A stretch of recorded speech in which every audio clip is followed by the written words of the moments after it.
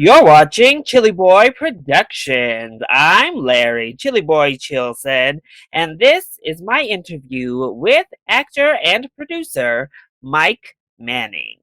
In anticipation of the new film The Way Out releasing to digital platforms on February 10th, I had the opportunity to sit down with one of the film's stars, Mike Manning, to discuss not only this delightful new independent thriller with strong LGBTQ ties, but also his experiences in the industry, from being a cast member on The Real World to being a series regular on the soap opera Days of Our Lives. Not to mention his little stint on a certain Disney Channel original film, Cloud Nine.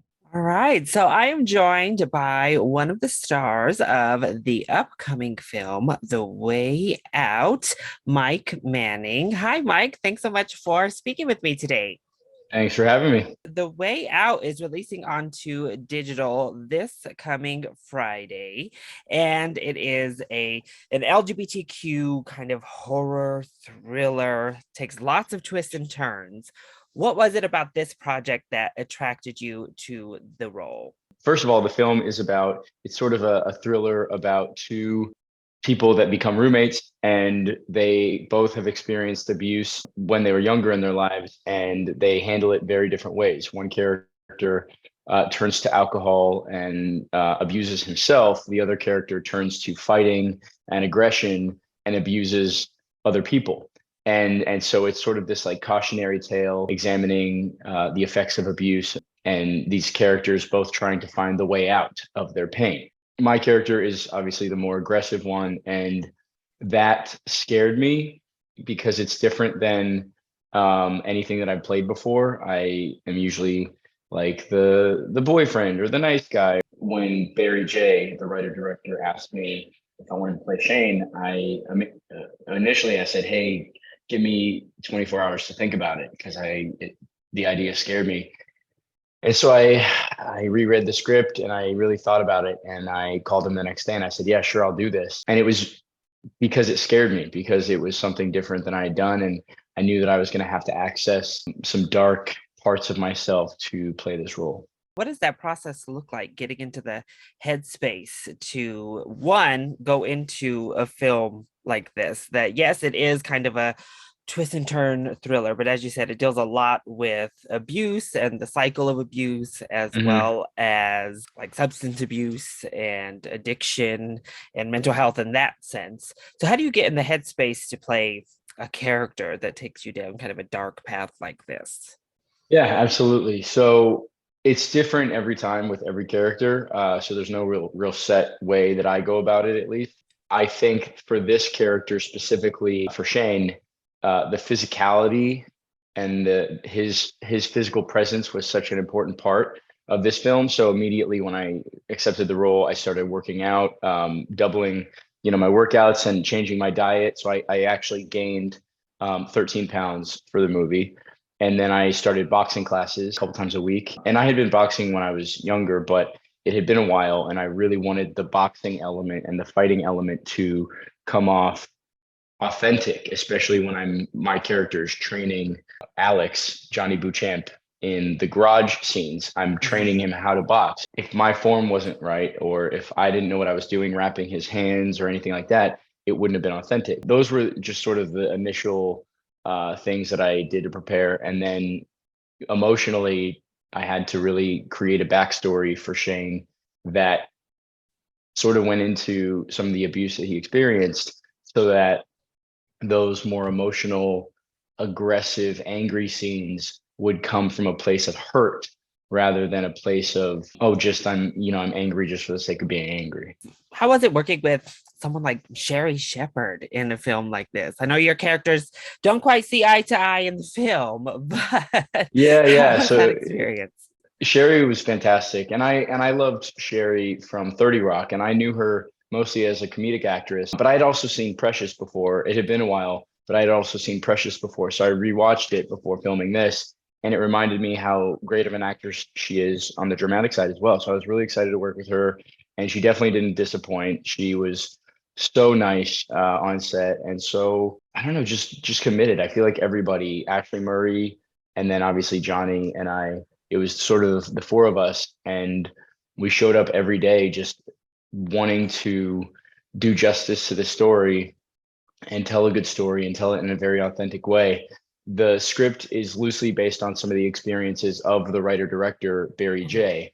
And Barry, he is somebody that is sober now, but he struggled with alcoholism and he put that into the film. And he had some not so great things happen to him as when he was younger. So he put that into the film. But also, he's Barry from Barry's boot camp. So he experienced all this and then got sober and then has gone on to be a writer director and a very successful business person, and so he is sort of a success story in my eyes in terms of moving past his abuse and not letting that define him, but now and also now using that story as a cautionary tale for other people and infusing the things in this script with his own personal experience. So I think because of that, because we knew it was based on Barry's some of Barry's life, we all felt like we just wanted to really do it justice.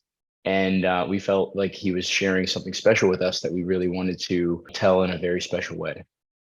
Well, I think you all did a great job. I had a lot of fun with this movie. Definitely took me down roads I wasn't expecting when I clicked play.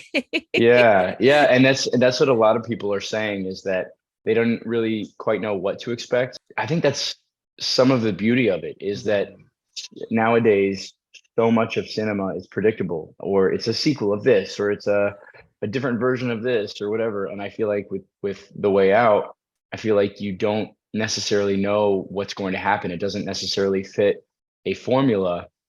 And I like that. I like as an audience member going somewhere and not really knowing what's going to happen next. And so, I think that that's another part of this film that I hope people enjoy. How does that feel being both producer and actor in a project as you work through all of these different opportunities coming your way? So I moved to Los Angeles for acting from Colorado, and I quickly learned that I didn't want to rely on on other people to give me jobs. I didn't want to wait by the phone for permission to be a part of other people's stories and to play in their sandboxes. So I said, you know what, I'm going to build some of my own sandboxes and invite people to play with me, and that's what I did. I sort of stumbled upon producing.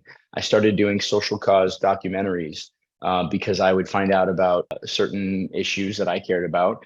And I said, well, there needs to be a movie about these. And I started producing a handful of those. One of them was a documentary about homeless youth, and we had Rosario Dawson, Halle Berry, John Bon Jovi in that film, Tiffany Haddish, and I started doing these documentaries, and then I transitioned into scripted film. And for me, whenever you can take a genre like horror, or if it's a comedy, if it's a drama or whatever it is, like, but you take a genre and you make it an entertaining film for whatever genre. So if it's comedy, you have the jokes. If it's drama, you have the heart-wrenching moments. If it's a thriller, you have the moments that the audience doesn't know what's going to happen next, sort of like this film. And my favorite thing to do is to give the audience everything they want in that genre, but then also infuse it with a message. So with this film, I think it has all of the elements that a thriller might need, but it talks about abuse and it talks about overcoming alcoholism and everything else. And that as a producer, those are the types of projects that I try to gravitate towards. So, if people don't know, you got your start with The Real World back in DC. How was that transition coming from a project like The Real World into more of the acting scene and getting into film and television? I like to think of the real world as the universe picking me up and putting me back on track to where I should have been. I was growing up in Colorado, and I did a lot of theater in high school. I loved theater. I did musicals and plays and everything else. But then I also would play hockey, wrestle, and play sports. And I always thought of acting as something I loved to do, but it never really crossed my mind that I could make a living doing it just because I didn't know any professional actors. I didn't know that that was even in the realm of possibility. Even when I went to college for business, but then I took some acting classes. I took nutrition classes. I didn't really know what I wanted to do. In fact, my sophomore year, I took a semester off and went and worked at Disney World as Buzz Lightyear and Pluto and Eeyore and in the Christmas parade and the Christmas show. And I did just to get back into entertainment a little bit. Just because I sort of felt claustrophobic in Colorado. I was like, I don't know what I want to do, but I know that I want to move somewhere and try something new and have an adventure. And it was the next year, my junior year, I was in the business school studying for a finance test, and my best friend came up to me. His name's John, and he said, "Hey, Mike, you used to audition and stuff, right?" I said, "Yeah." And he said, "Well, there's an open casting call for a show called Real World. Do you want to come with me and help me get on the show?" And I said, "Oh, what's Real World?" I'd never even seen the show. Oh. And he said, "Just come with me and help me to get on." And long story short, they ended up casting me. And that and I honestly, when I was on Real World, I didn't understand how that show would change my life so dramatically. I was actually finishing school when the show was airing. I was finishing my last semester of college when the show was airing, and immediately overnight, I went from being, I had friends, I had a good community and good group, but immediately everybody knew who I was. Everybody knew my business. Everybody knew my family. Everybody, and it was kind of a shock to me. And I had a manager in Los Angeles find me on Facebook and say that he saw me on the show and asked me if I had any acting experience. And I said, "Well, yeah, I did theater when I was younger, but haven't really done, movies or television." And he goes, "I think you should move to LA, give it 6 months, and I'm going to put you out for auditions and we'll see how it goes." And that was over a decade ago. Now you have the 2 daytime Emmys later. Here we are. Yeah, here we are. Also, a Disney Channel original film later that I know many people love, Cloud Hmm. Nine. Hmm. And my grandmother specifically would be remiss if I didn't bring up Days of Our Lives because she has been watching since far before I was even alive. Yeah. She has been keeping up with Days of Our Lives. How was that experience working on such a structured thing like a soap opera that airs I, daily?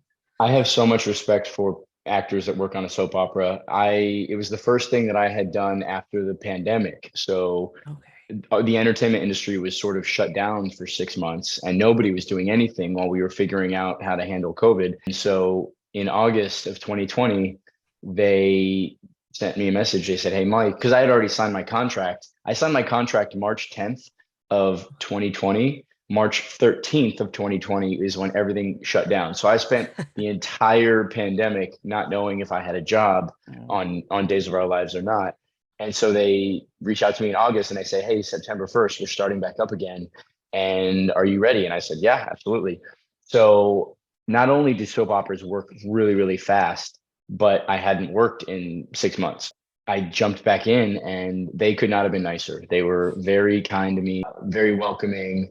The first day, I think I had 4 pages. The second day, I had 7 pages. The third day, I had 10 pages. By the second or third week, I was doing sometimes 30 or 40 pages a day. And because they shoot an episode every single day, and it was crazy. Like there were some times where I was driving to work and I was like, "I'm going to be fired today. I don't know how I can have 40 pages of dialogue in my brain right now. I am going to forget everything." And they created such an environment of just trust and family on that show that I showed up and I didn't forget my lines and I did everything. And I'm really, really proud of the work that we put together. It was a great training experience for me. And it was nice to be a part of, because I was on the show, I think for like 8 months, and then they killed me. And then they brought me back for a Halloween episode, and then I was gone. And then they brought me back a couple months later, and then I was gone. And then they brought me back most recently for 12 more episodes back in November, December, just 2 or 3 months ago. And I was a figment of my mother's imagination on the show, and came back for 12 episodes for that, and it was fun. It was like a little reunion coming back. So all in all, it was like almost like a 2 year run on the show for 65 episodes. It was a lot of fun. It was a fun character too. The character started as a good guy and kind of became a bad guy, and that's always fun, just to have like a character with an arc like that. Yeah, so I was dying in that universe. It doesn't mean you're done. It Yeah, could be yeah, yeah, revived in some form or fashion at any time. yeah, exactly. So we'll see. Well, one final question for you, since we are talking about a thriller here Mhm. with The Way Out. Do you have a favorite thriller? Ooh, I would say my favorite psychological thriller in the vein of this film. I love horror. I love horror. I love practical horror. I mean, I love growing up. I loved like A Nightmare on Elm Street. I always loved like I Know What You Did Last Summer, and like some of those films that came out when I was really into that genre. And I love practical effects. I would say my number one thriller, though, psychological thriller, would have to be The Sixth Sense. And because I saw that film when I was like 12 or 13, like probably way before I should have seen it, but I just remember identifying with Haley Joel Osment, the little boy in that film, because I was younger. And I remember waking up in my house the next morning, and I took a shower, and the mirror was all fogged up. I thought that I heard a whisper in the bathroom, and then I thought that I saw writing on the mirror, and I was like, oh no, like ghosts are trying to contact me. And I remember that movie stayed with me for like 2 or 3 weeks afterwards. And that's the sign, I think, of a good movie, is a movie that sort of stays with you, and especially with a horror thriller, like one that has you looking in the closet or looking in the shadows. Well, particularly speaking of M. Night Shyamalan and his most recent film, this film here, we're starting to see a little bit more breakthrough with LGBTQ characters in horror, Yeah. which this is a genre that the community has been supporting and behind for so long. Yeah, yeah. Well, Oh, and this film too, I think in this film I would consider Shane, if I had to put a label on it, I would consider him bisexual, mhm. because you see him kissing both men and women in the movie. And I think that's great, because I think that, the gay community, gays and lesbians, the transgender community with like RuPaul's Drag Race and everything, I think that there has been visibility for all three, the L, the G, and the T. I think that there has been visibility, like leaps and bounds of visibility in the last 5 years, especially creating characters, having characters on film and television that others can see themselves in, and feel seen, and feel heard, and feel like they can identify with somebody. I feel like the bisexual community has not experienced so much of that visibility. And so that was another thing that I really wanted to sort of highlight in this film, is that Shane, he doesn't ever really define anything. He just is. He just is himself, and you see him, kissing both men and women, and I think that that's a cool element of this film, and I'm glad that Barry allowed me to play that, because I would hope that there is more bisexual representation in the media moving forward. Bi erasure is a definite thing that is continuing to push on, but I would love Mhm. to see more like final boys in some slashers and thrillers. I just love to get to experience films like The Way Out. I hope that everybody else gets to experience it as well. Which platforms is it available to watch? It's on Deco, which is I think an LGBT platform, and then but it's also on Amazon, Apple, Tubi, Google Play, everywhere else. All of them. I think all of them February 10th. Yeah. Yes. So make sure you check out The Way Out, starring the lovely Mike Manning. And once again, thank you so Thank much. you. I really appreciate you sitting down and speaking with me. And I can't wait to see what project you come out with next. Thank you very much, Larry. So that was my discussion with Mike Manning. I hope you enjoyed it, and please make sure to check out The Way Out on digital now. If you enjoyed this interview, please hit that like button down below and subscribe to the channel so that you are always up to date on all of my latest videos. And make sure to leave your thoughts and comments in that comment section down below. I love you all so much for your continued support. Mwah! Thank you for watching, and we'll see you next time. Bye.